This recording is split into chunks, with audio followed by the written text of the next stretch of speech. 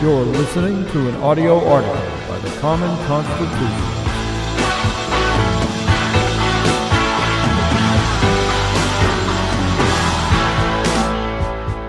Today's article is entitled, Yes, Democracies Die, but Republicanism Lives On.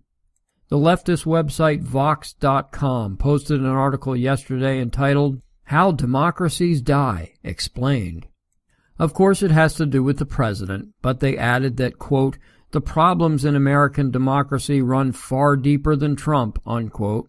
Well, bully for them. A dilly-dilly. Now, right off the bat, we should notice a glaring error. It may stem from calculation or ignorance. In case you missed it, America is not a democracy. However, those of the leftist persuasion often refer to the United States as one. We are, of course, a representative republic. To the ignorant, those who have not been taught the difference, this is understandable. Being ignorant is simply lacking knowledge. No matter how well one is educated, he or she will always be ignorant of something. There are no exceptions. Okay, 1. God knows everything. However, knowing the difference and deliberately misleading the ignorant is a different story. This, for want of a better term, is malicious.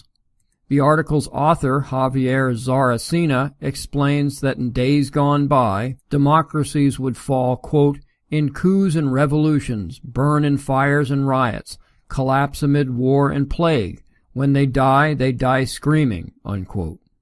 But the authors he interviewed, Stephen Levitsky and Daniel Ziblatt, explain in their new book, How Democracies Die, that modern democracies, quote, erode slowly in barely visible steps.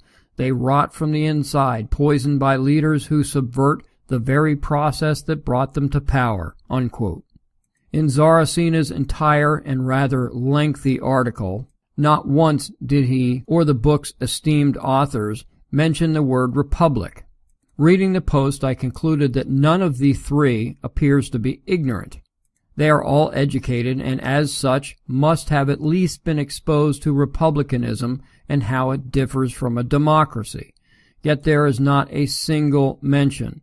Therefore, the only conclusion which can be drawn is that they are maliciously attempting to blur the lines, to inspire a revolution of sorts against a system of governance that does not exist in the United States, and, of course, a personal referendum against Trump, whom they viscerally hate.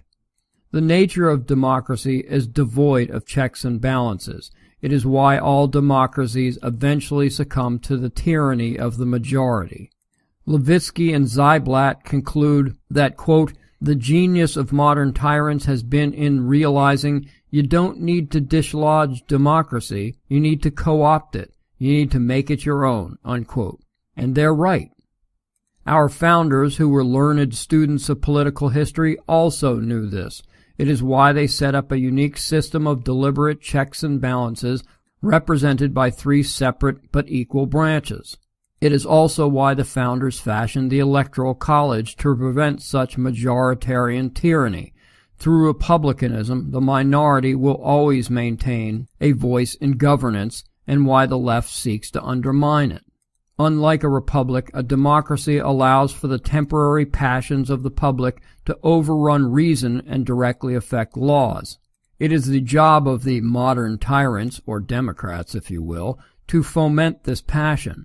A republic prevents this, as elected representatives of the people must deliberate before enacting laws.